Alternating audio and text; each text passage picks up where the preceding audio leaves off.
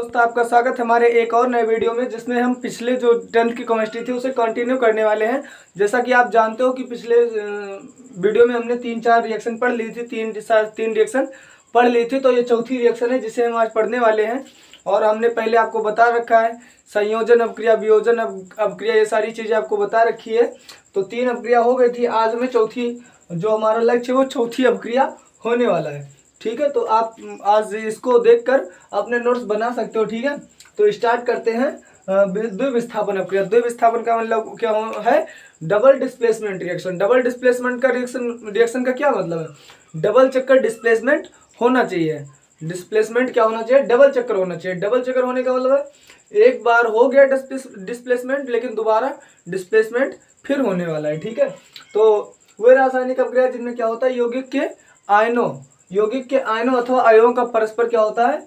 स्थानांतरण हो जाता है। क्या कहलाती है? द्विविस्थापन अपक्रिया कहलाती है। द्विविस्थापन अपक्रिया कहलाती है। क्या हो? एक आके जैसे ए बी कोई पदार्थ है। ए बी क्या है? कोई पदार्थ है ना। ए बी कोई पदार्थ है, इसने सी और डी से रिएक्शन करी, बनेगा क्या? A D. जो डी वाला है वो कहाँ पे आ जाएगा? ए के साथ में आ जाएगा। और क्या हो जाएगा? बी किसके साथ में चला जाएगा? सी के साथ में चला जाएगा ना। तो इसको क्या कहेंगे? क्योंकि देखो यहाँ से बी जा रहा है और डी आ रहा है, तो देखिए डबल चक्कर डिस्प्लेसमेंट हो रहा है। तो इसको क्या कहेंगे? डबल डिस्प्लेसमेंट रिएक्शन ना। तो यहाँ से भी आप देख सकते हो एग्जाम्पल के तौर पर, जैसे हमने बेरिलियम क्लोराइड ले लिया, कॉपर सल्फेट के साथ में रिएक्शन करा दी। जब कॉपर सल्फेट के साथ में इसकी रिएक्शन हुई तो क्लोराइड निकलकर सल्फेट की जगह पे आ गया, और सल्फेट निकलकर जगह कहाँ चला गया? क्लोराइड की जगह पे चला। जब क्लोराइड की जगह पे चला गया तो देखो क्लोराइड का हो रहा है स्थानांतरण, और किसका? सल्फेट का हो रहा है। और तो देख रहे हो दो स्थानांतरण हो रहे हैं, यानी दो डिस्प्लेसमेंट ही हो रहे हैं। दो डिस्प्लेसमेंट हो रहे हैं। जब दो डिस्प्लेसमेंट होते हैं तो उनको क्या कहते हैं? Double displacement reaction. तो इसको क्या कहेंगे? देखो देख लीजिए एक बार दोबारा से। बेरिलियम क्लोराइड ने रिएक्शन की कॉपर सल्फेट के साथ में, सल्फेट वाला ग्रुप गया बेरिलियम के साथ में, और क्लोराइड वाला आ गया कॉपर के साथ में, जिससे हमारा क्या बना? बेरिलियम सल्फेट और कॉपर क्लोराइड। ठीक है, अब आगे बढ़ते हैं। ऊष्मा के आधार पर रासायनिक अपक्रिया कितने प्रकार की होती है? अब जानते हो कि ऊष्मा, किसी भी रासायनिक अपक्रिया का तो ऊष्मा चाहिए होगी या तो निकल रही होगी। तो जिसको चाहिए होगी उसको क्या कहेंगे? ऊष्मा शोषी रासायनिक अपक्रिया। जिसको चाहिए होगी उसको कहेंगे ऊष्मा शोषी रासायनिक अपक्रिया, और जिसमें निकल रही होगी उसको कहेंगे ऊष्मा क्षेपी अपक्रिया। ठीक है, तो देख सकते हो आप। देखिए जैसे ऊष्मा शोषी, जैसे नाइट्रोजन ने ऑक्सीजन के साथ अपक्रिया करी, ये कब तक अपक्रिया नहीं करेगा? जब तक इसको ऊष्मा नहीं प्रदान की जाएगी। ऊष्मा को किससे लिखते हैं? तो ऊपर ऊष्मा लिख दो या तो डेल्टा लिख दो, दोनों क्या है? ऊष्मा के प्रतीक है। तो भैया क्या होगा? तब रासायनिक अपक्रिया हो जाएगी ना। तो देख रहे हो ऊष्मा के प्रेजेंटेशन में रासायनिक अपक्रिया हो रही, यानी ये कैसी अपक्रिया है? ऊष्मा शोषी अपक्रिया है। ऊष्मा लग रही है, ऊष्मा खा रही है, ऊष्मा इसको चाहिए, तो क्या कहेंगे? ऊष्मा शोषी अपक्रिया। वे रासायनिक अपक्रिया जिनमें क्या होता है? ऊष्मा का अवशोषण होता है, यानी खा रही होती है, क्या कहलाती है? ऊष्मा शोषी अपक्रियाएं कहलाती हैं। ठीक है, तो आप एग्जाम्पल तो समझ गए होंगे। अगला जो है वो क्या है? ऊष्मा शोषी अपक्रिया। ऊष्मा शोषी का मतलब है ऊष्मा क्षेपी है, ऊष्मा क्षेपी है। ठीक है, तो ऊष्मा क्षेपी अपक्रिया। ऊष्मा क्षेपी का मतलब ऊष्मा का निकलना। तो आप देख सकते हो ऊष्मा का निकलना, यानी जब कार्बन और ऑक्सीजन की रिएक्शन होती है तो क्या बनता है? कार्बन डाइऑक्साइड गैस प्लस कुछ क्या होती है? ऊष्मा निकलती है ना। तो देख सकते हो वे रासायनिक अपक्रिया जिनमें क्या होता है? ऊष्मा का उत्सर्जन होता है, निकल रही होती है। ठीक है, क्या कहलाती है? ऊष्मा क्षेपी अपक्रिया कहलाती है। तो देख लिख सकते हो, जैसे कार्बन ने ऑक्सीजन से अपक्रिया करी, बनाया CO2 प्लस ऊष्मा। देख लो ऊष्मा निकल रही है, यानी कैसी रिएक्शन है? ऊष्मा क्षेपी अपक्रिया हो जाएगी। अब बढ़ते आगे। अपघटन के आधार पर रासायनिक अपक्रियाएं। अपघटन का मतलब टूट जाना। अपघटन का मतलब क्या होता है? टूट जाना। अपघटन कई जो वजह से हो सकता है, जैसे प्रकाश की वजह से हो सकता है, विद्युत की वजह से हो सकता है, और ऊष्मा की वजह से हो सकता है। किसी चीज को गर्म करो टूट जाए तो उसमें अपघटन है। किसी पर प्रकाश डालो टूट जाए तो कैसा अपघटन है? प्रकाश अपघटन। अगर किसी में करंट प्रवाहित कर दो यानी विद्युत प्रवाहित कर दो तो वो कैसा है? विद्युत अपघटन है। ठीक है, तो जानते हो जब कोई क्या होता है? अपघटन अपक्रिया किसके द्वारा संभव होती है? विद्युत के द्वारा संभव होती है, यानी करंट के द्वारा संभव होती है। तो ऐसी रासायनिक अपक्रिया को क्या कहते हैं? वो विद्युत अपघटन। ठीक है, जैसे देखिए NaCl के जलीय विलयन में हमने क्या किया, हम विद्युत धारा प्रवाहित कर दी, विद्युत धारा प्रवाहित कर दी तो ये Na+ और Cl- में टूट गया। ठीक है, अगला जो अपना है वो प्रकाश अपघटन। किसी चीज का प्रकाश की वजह से टूट जाना क्या कहलाएगा? प्रकाश अपघटन। ठीक है, तो देख सकते हो जब कोई रासायनिक अपक्रिया किसके? प्रकाश के द्वारा संभव होती है। किसके द्वारा संभव होती है? तो प्रकाश के द्वारा संभव होती है, तो उसको क्या कहते हैं? प्रकाश अपघटन अपक्रिया। ठीक है, अब अगला जो है अपना ऊष्मीय अपघटन। ऊष्मीय अपघटन ऐसे हो जाएगा, ऊष्मीय अपघटन कैसे हो जाएगा? जब कोई रासायनिक अपक्रिया प्रकाश के द्वारा ऊष्मा के द्वारा संभव होती है, यानी ऊष्मा के द्वारा टूट जाती है, बिखर जाती है, तो ऐसे को क्या कहेंगे? ऊष्मीय अपघटन। ठीक है, तो हमें लगता है आपको ये सारी चीजें समझ गए होंगे।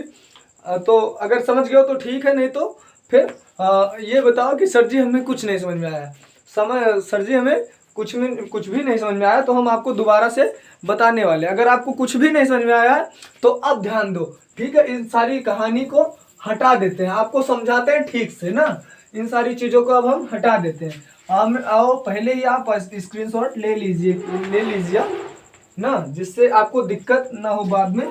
ठीक है, तो शुरुआत में वीडियो के आप स्क्रीनशॉट ले सकते हो। और अब क्या करते हैं, अब आगे मतलब समझ लेते हैं एक एक चीजों को। ठीक है, क्या करते हैं, एक एक चीजों को समझ लेते हैं। ठीक है, तो समझते हैं। हमने पढ़ा क्या? हमने पहले क्या पढ़ा है? डबल डिस्प्लेसमेंट रिएक्शन, द्विविस्थापन अपक्रिया। ठीक है, द्विविस्थापन का मतलब डबल चक्कर विस्थापन होना चाहिए। जैसे हमने क्या लिया था?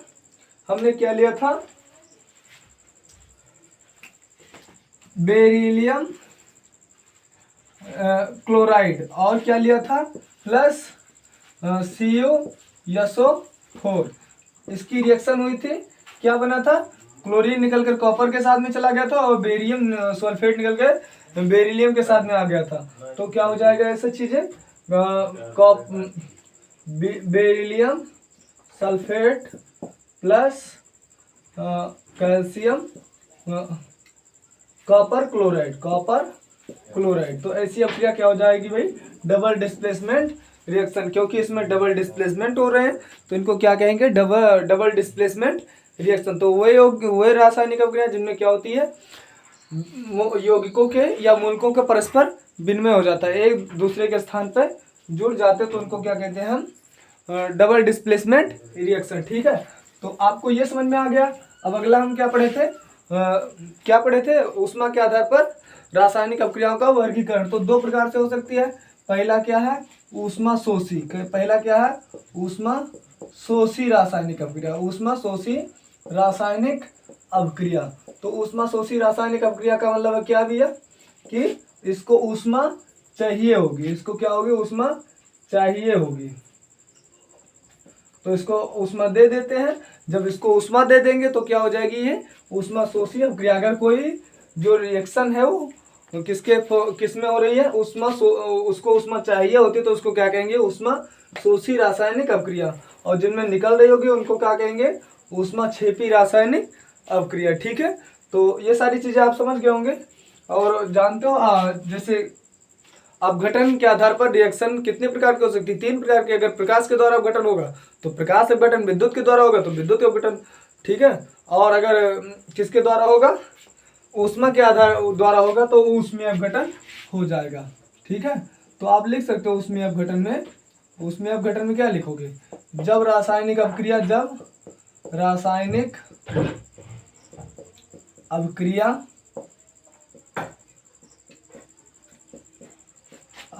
ऊष्मा के द्वारा संभव होती है तो उसे ऊष्मीय अपघटन कहते हैं। उसे क्या कहते हैं? ऊष्मीय अपघटन कहते हैं। आप साथ साथ में नोट्स बनाते रहिए। पिछले वाले वीडियो का हम लिंक डिस्क्रिप्शन में डाल देंगे, जिससे आप पिछला भी वीडियो देख सको ना। तो ये सारी चीजें आप लिख लेना, नोट्स में ऐड कर लेना। और हम आपसे मिलते हैं एक और नए वीडियो में। अगले वीडियो में, जिसमें हम और सारी चीज़ों को कंटिन्यू करने वाले हैं। हम आशा करते हैं कि अगले ही वीडियो में ये चैप्टर समाप्त हो जाएगा और हम अगले न्यू चैप्टर की तरफ हमने बढ़ जाएंगे। ठीक है, तो आप बढ़िया से पढ़िए और कमेंट में बताइए कि आपको कैसा लग रहा है। ठीक है, तो आज के लिए इतना ही, बाकी बाद में।